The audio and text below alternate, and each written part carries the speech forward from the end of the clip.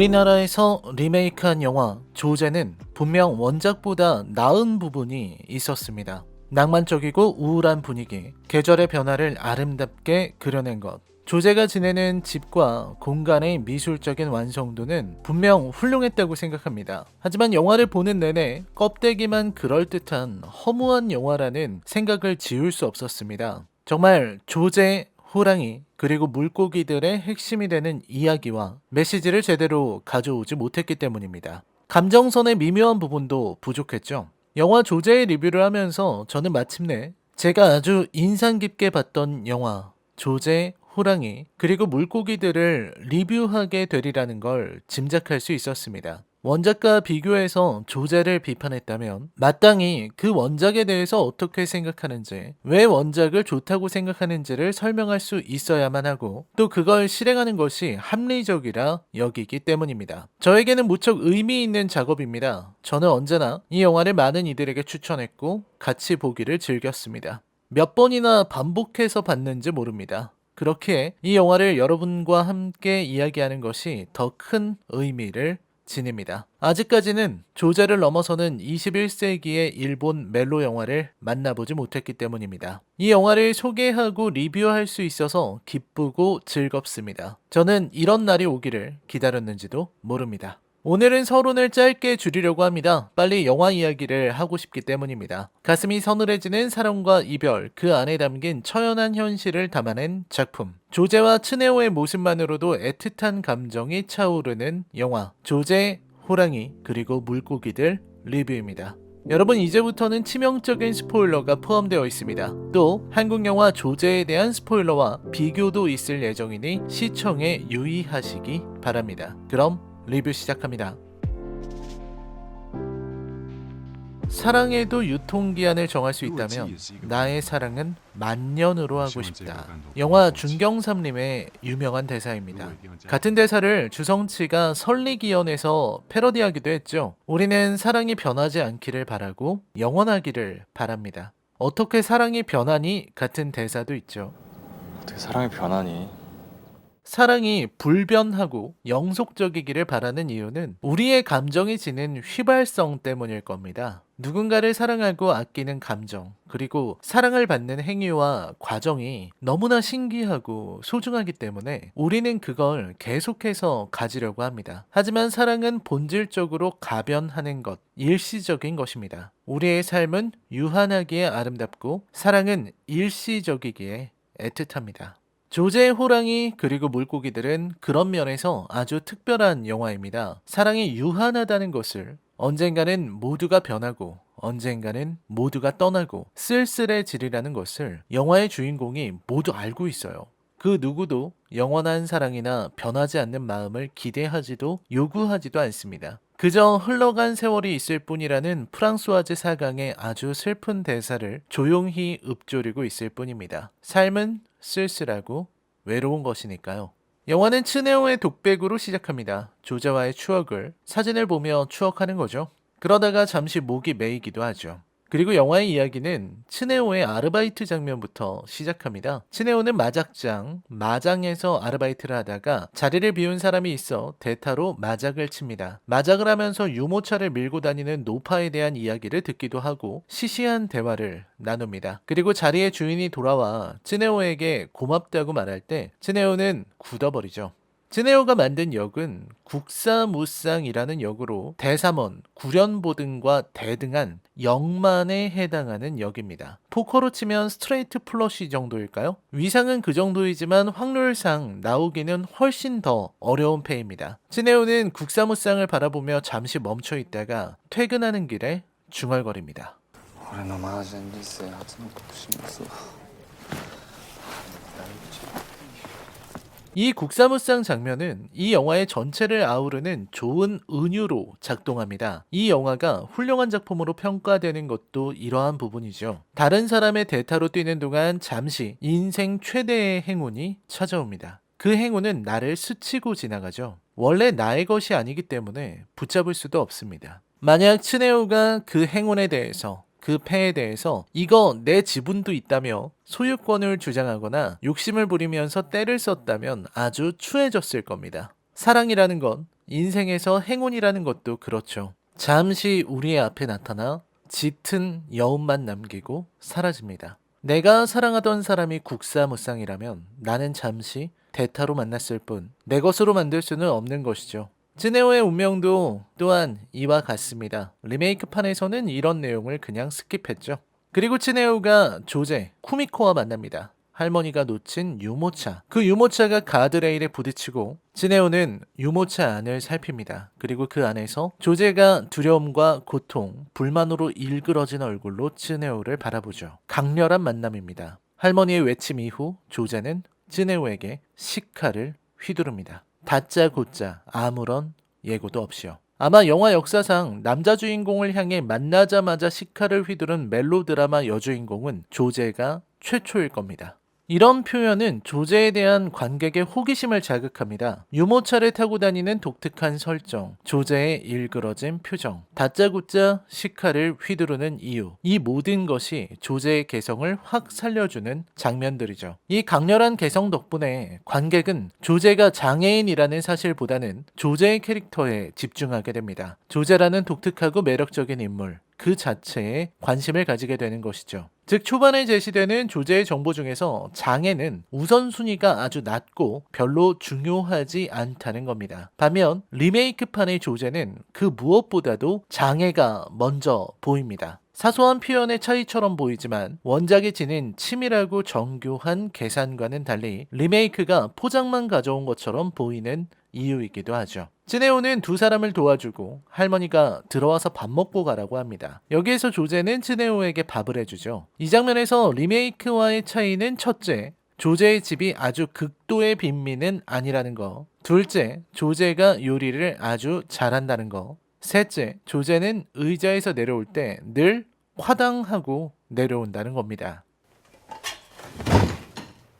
처음으로 조제의 장애가 눈에 보이는 장면인데 그 장애를 대하는 영화의 태도가 참으로 훌륭합니다. 조제는 누구의 도움을 바라지도 않고 의자에서 내려와야 하는 상황을 어렵게 여기거나 힘겨워하지 않아요. 화당하고 내려와서 자기가 좋아하는 장소로 갑니다. 순간 츠네오가 움찔 놀라는 장면이 귀엽죠. 관객들도 그 장면에서 깜짝 놀라면서도 즐거웠을 겁니다. 우리의 고정관념, 편견을 깨주는 상황을 보는 건 언제나 즐거운 일이죠. 원작의 조제는 쿨합니다. 의자를 다소 과격하게 내려와서는 이동도 아주 원활하게 합니다. 이 부분에서 조제의 씩씩함과 조제의 성격이 잘 드러납니다. 만약 다른 영화 혹은 리메이크처럼 힘들어하는 장면이 나왔다면 관객은 자꾸만 장애 그 자체에 신경을 쓰게 되었을 겁니다. 하지만 이 영화는 의도적으로 조제 자체에 초점을 맞춰주고 장애를 별것 아닌 것처럼 보이게 하려 노력하고 있죠. 별것 아닌 것. 이 영화가 지니고 있는 미덕이고 연출상의 특징입니다. 조제에게는 책이 많습니다. 이 책을 드러내는 원작과 리메이크의 차이도 명확한데 우선 리메이크에서는 조제의 책들을 비춰주는 장면이 많습니다. 조제가 어떤 책들을 읽는지 책이 쌓인 곳에서 소파에 기대 앉아 책을 읽는 조제의 이미지를 아름답게 전달하죠. 그걸 위해 책들을 비스듬한 각도에서 강조합니다. 살짝 날리는 먼지와 빛도 놓쳐서는 안 되죠. 책을 읽는 고상하고 고즈넉한 느낌을 살리는 겁니다. 반면 일본 원작에서 조제가 책이 많은 건 그냥 배경입니다. 아무렇지도 않아요. 조제는 벽장에 기대거나 바닥에 엎드려서 책을 읽습니다. 옆에 책들은 그냥 아무렇지도 않게 쌓여 있을 뿐입니다. 관객은 조제가 책을 많이 읽어서 이것저것 이상한 걸 많이 안다는 정보만 얻어가고 책 자체에 대한 것은 생각하지 않게 됩니다. 즉 책이라는 소품은 어디까지나 조제의 개성을 드러내기 위한 수단일 뿐이고 이후로는 현실적으로 드러내죠. 그냥 평범하게 가난한 집 바닥에 굴러다니는 책들. 마치 어린아이들이 그림 숙제하는 것 같은 장면들. 결코 폼을 잡지 않는다는 게 이 영화의 미덕입니다.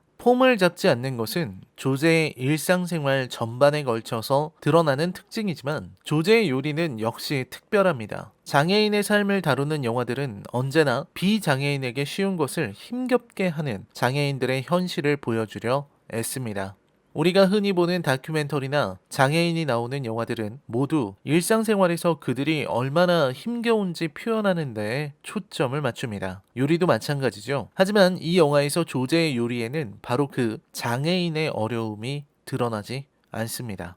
조제는 아주 능숙하게 요리를 합니다. 그 장면에서 츠네오와 관객은 조제의 능숙함에 놀라게 됩니다. 조제는 담담히 당연하다는 듯 요리를 시작하는데 의자의 높이며 요리 도구들의 위치가 모두 조제에게 맞춰서 세팅되어 있다는 걸 알 수 있습니다. 그만큼 조제에게 요리는 쉽고 간단한 것이며 능숙하게 해나가는 일상에 불과하다는 걸 알 수 있죠. 당연히 결과물도 좋습니다. 계란말이의 상태며 반찬들의 모양만 보고도 츠네오는 감탄했습니다. 호기심에 먹어본 음식의 맛은 역시 좋았죠. 입맛이 돈 츠네오는 즉시 한 그릇을 비우고 할머니는 밥을 더 먹으라고 합니다. 일본 문화에서 흔히 등장하는 한 그릇 더의 클리셰죠. 여기에서 핵심은 조제의 능숙함, 의자를 내려올 때 그 독특함도 있겠지만 조제가 만든 결과물이 츠네오를 충분히 만족시켰다는 데에 있습니다. 이 음식 솜씨는 츠네오가 조제의 관심을 가지고 또 조제에게 계속 찾아오게 만드는 동인이 되죠. 물론 그게 구실일지도 모르지만 어쨌든 츠네오는 표면상으로 조제의 요리가 맛있어서 조제를 찾아오게 된다는 상황이 완성됩니다. 다시 말해 조제의 요리는 츠네오를 유혹할 충분한 매력으로 작용한다는 것이죠. 한국 리메이크판에는 그러한 조제의 요리에 가난의 껍질을 한 번 더 씌웁니다. 능숙했던 결과물도 예쁘기만 했던 조제의 요리는 한국판에서는 어딘지 모르게 힘겹고 번데기나 스팸으로 대표되는 재료의 한계에 봉착하며 다리미에다 스팸을 굽는 가난 강조로 이어집니다. 영석은 조제의 요리를 머뭇거리다가 겨우 입에 넣습니다. 그리고 나서야 괜찮다는 듯 밥을 먹기 시작하죠. 츠네오의 동인이 호기심과 만족감 등의 감정인 것에 비해 영석의 동인은 동정심과 연민인 이유도 요리에 대한 연출과 해석에서 찾을 수 있을 겁니다. 조제가 읽는 책 중에서도 특히 중요한 건 프랑스와즈 사강의 책입니다. 조제는 사강의 소설 중에서 한 달 후, 1년 후라는 작품에 꽂혔습니다. 그래서 자기를 해당 작품의 주인공인 조제라 불러달라고 하죠. 원작의 조제에게는 쿠미코라는 이름이 있고요. 사강 역시 소설의 주인공인 조제를 좋아했는지 후속작인 신기한 구름에도 조제를 등장시킵니다. 영화에서 조제가 찾아달라는 책도 역시 신기한 구름이죠. 희곡입니다. 사강은 저에게는 이 영화 이전부터 아주 익숙한 작가였습니다. 저는 사강을 한국의 수필가이자 동문학 번역가였던 전혜린의 책으로 읽었죠. 저는 어린 시절 전혜린과 사르트르와 사강을 거의 동시기에 만났기에 이상하게도 별 접점이 없을 그들이 제 개인화된 기억에는 하나의 카테고리에 묶여 있습니다. 시몬드 보부아르도 물론이죠.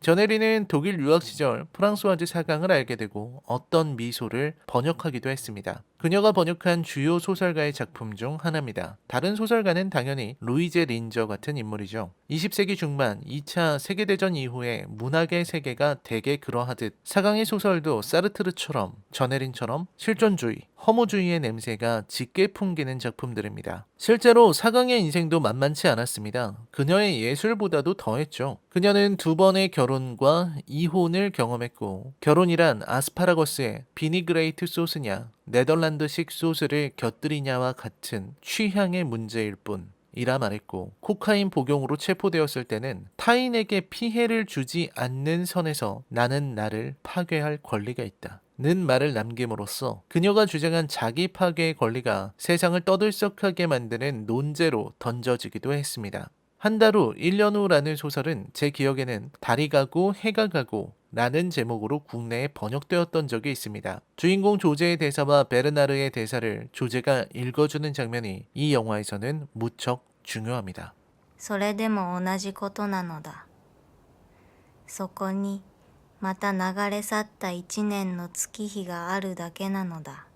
단지 흘러간 1년의 세월이 있을 뿐이라는 말. 조제는 영화 초반부에 해당 내레이션을 하고 영화는 상당히 뜬금없게도 도시의 전경을 보여줍니다. 내레이션에 조제의 얼굴이나 입술을 클로즈업 할 수도 있고 조제의 낭독을 듣는 츠네오를 보여줄 수도 있고 조금 멀리서 조제 가족을 비춰줄 수도 있는데 아니면 조제의 책들을 보여줄 수도 있는데 굳이 도시의 모습을 잡죠. 이러한 연출은 조제의 내레이션의 내용과 영화의 메시지가 조제, 쯔네오를 넘어서 이 시대를 살아가는 모든 사람에게 통용된다는 그런 보편성을 획득하기 위한 표현으로 보입니다. 의미상으로도 적절하거니와 도시의 차갑고 외로운 모습과 베르나르의 대사가 잘 어우러지는 명장면이죠. 책에 사파를 넣는 것도 영화의 분위기와 잘 어울립니다. 삶은 견뎌나가는 것인지도 모릅니다. 조제는 그런 의미에서 사강의 캐릭터 조제를 좋아했습니다. 하지만 한국 리메이크에서는 조제의 내레이션도 사강 소설의 내용도 전부 삭제되었습니다. 조제가 사강의 소설을 좋아하는 이유도 그리 강조되지 않고 조제가 사달라는 책도 뜬금없이 브람스를 좋아하세요로 바뀌었습니다.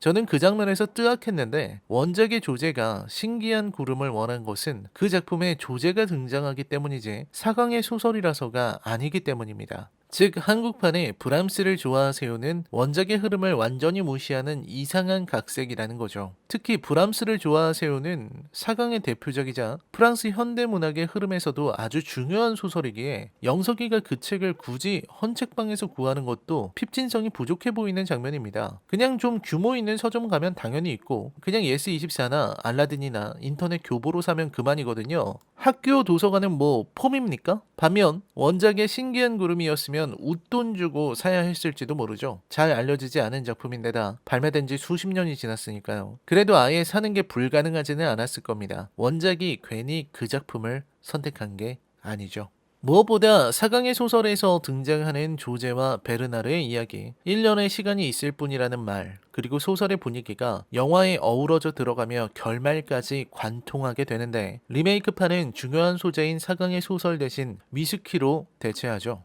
대체는 좋은데 그 표현이 괴상해서 정작 한국판에서는 조제가 남이 버린 위스키병에 잔향을 맡으면서 위스키의 맛을 상상하는 궁상맞은 사람으로 만들어버렸죠. 바로 그 부분이 결정적인 차이입니다. 조제는 엉뚱한 상상도 하고 소설의 이야기를 바탕으로 상상의 나래를 펼치는 인물입니다. 하지만 한국의 조제는 그 상상이 망상이 됩니다.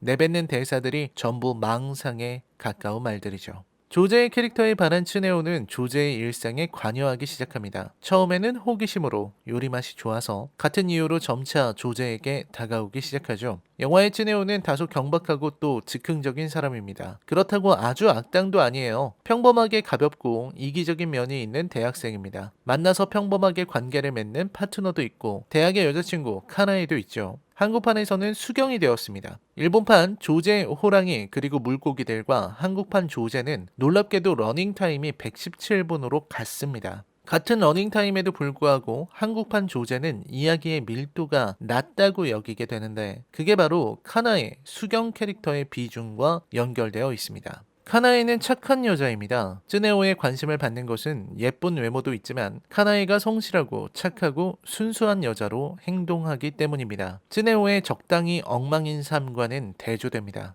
언제든 쉽게 자는 여자도 있는 쯔네오가 카나에와의 관계에서는 카나에의 템포에 맞춰주는 것도 쯔네오가 카나에의 캐릭터를 이해하고 있다는 방증입니다.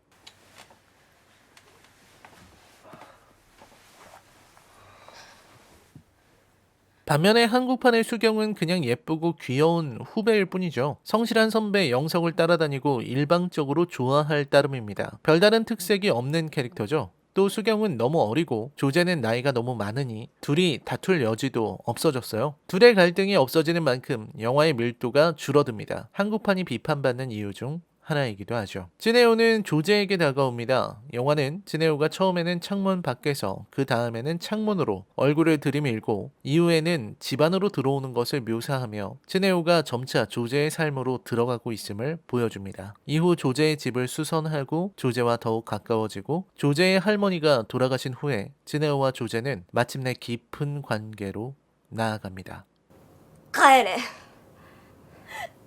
帰れって言われて帰るようなやつは早く帰れ 가란다고 돌아서는 쯔네오. 그런 쯔네오를 붙잡는 조제. 조제의 애처로운 대사. 그 애원하는 말들은 조제가 처음으로 자신의 감정을 여과 없이 드러내는 장면입니다. 이 장면에서 영화는 감상적인 연출을 배제하고 조제의 감정을 생생하게 표현하는 데에 집중합니다. 그래서 조제의 애원이 더욱 아프게 들립니다. 한국판에 눈 내리는 아름다운 장면이 잔뜩 꾸며낸 것처럼 보이는 것과는 대조되는 날 것이죠. 쯔네오는 조제에게 키스하고 두 사람은 사랑을 나눕니다. 사랑을 나누는 장면에서 한국판에서 나온 최악의 대사, 몸도 성취하는 날 범했다고 사람들에게 알리겠다는 대사와는 달리 원작의 조제는 쯔네오를 유혹하고 쯔네오를 놀릴 줄도 아는 여자입니다. 즉 한국판의 조제와는 달리 원작의 조제는 장애인과 비장애인의 구분이 없습니다. 장애와는 무관하게 조제는 아름답고 충분히 쯔네오를 유혹할 수 있을 만큼 매력적입니다. 그 부분에서 조제 역시 자신의 매력을 잘 드러내고 성적인 농담도 자유롭게 하죠. 그리고 카나에가 조제를 찾아옵니다. 카나에는 착한 사람이었습니다. 사회복지사를 하고 싶다는 카나에. 그 마음은 진심이었을 겁니다. 복지사가 되어서 힘든 사람들에게 도움이 되고 싶다던 카나에는 사랑하던 츠네오를 빼앗기자 正直あなたの武器が羨ましいわ。あんたも足切ってもうたらええやん。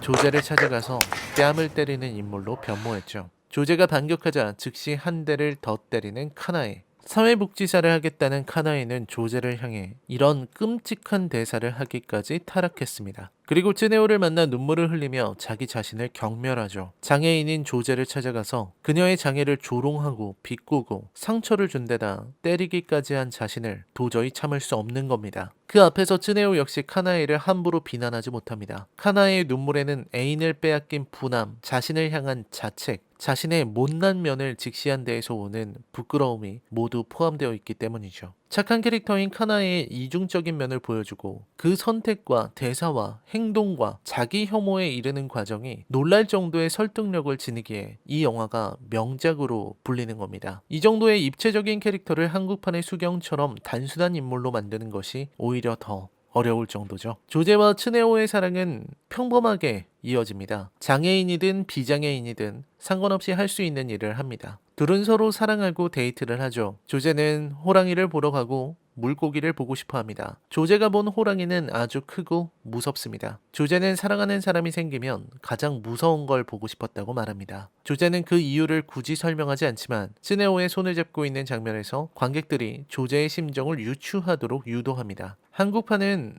이건 지난 리뷰에서 했군요. 이 영화의 백미는 이별에 있습니다. 조제와 츠네오는 1년간 연애를 했고 츠네오는 조제를 부모님께 소개하려고까지 합니다. 그러나 그 마음을 먹는 순간 츠네오의 눈에 조제의 다른 면이 들어옵니다. 조제에 대한 생각과 마음에 변화가 찾아오는 순간입니다. 그리고 조제는 그걸 눈치챕니다. 두 사람 다 그것에 대해서 굳이 말하지는 않습니다. 그렇게 둘은 바다로 떠나죠. 두 사람의 마음에 깊게 남을 가장 행복한 여행은 츠네오의 결심이 흔들린 순간에 시작되었습니다. 그래서 둘의 여행은 마치 이별을 앞둔 마지막 여행처럼 보여요. 조제도 그걸 알고 있고요. 조제는 물고기를 보고 싶었지만 수족관은 닫았습니다. 작은 디테일이지만 저는 이런 부분도 좋았습니다. 어디 마음대로 되는 데이트가 있답니까? 즉흥적으로 잡은 일에는 이런 변수도 있는 법이죠. 그렇게 둘은 호텔로 향합니다. 조개 껍데기가 있고 천장에는 물고기 조명이 흘러가는 곳. 그렇게 조제와 츠네오는 가짜 물고기를 보는 것으로 만족합니다. 그리고 조제는 이 영화에서 가장 중요한 대사를 하죠. 深い深い海の底うちはそっから泳いできたんやあんたとこの世で一番エッチなことするために 여기에서 조제는 언젠가 자신은 다시 그 깊은 바다로 들어갈 거라고 말합니다. 그리고 덧붙이죠. 그래도 괜찮다고. 혼자서 바다 밑을 굴러다녀도 괜찮다는 말. 조제는 이미 변했습니다. 그녀는 사랑을 알았고 츠네오를 사랑했고 츠네오 덕분에 호랑이를 봤고 세상에서 가장 야한 것들을 했죠. 그리고 담백하게 두 사람은 헤어집니다. 이별하는 순간에도 조제는 츠네오에게 SM 잡지를 건넵니다. 그 조제다움이 조제가 츠네오에게 건네는 마지막 인사이자 선물이었을 겁니다. 츠네오의 앞에서 조제는 언제까지나 조제이니까 쿠미코가 아니니까. 別れの理由はまあいろいろってことになってる。でも本当は一つだ。僕が逃げた。 그렇게 츠네오는 진실과 마주합니다. 조제와 헤어지는 이유는 100가지도 넘었을 겁니다. 전부 껍데기죠. 그냥 구실에 불과합니다. 진실은 자신이 약했던 것임을 담담히 토로합니다. 그냥 도망쳤다는 대사에서 우리는 많은 것을 상상할 수 있습니다. 그 상상 덕분에 우리는 츠네오를 함부로 비난하지 못하게 됩니다. 그리고 돌아서는 츠네오는 왈칵 울어버리죠.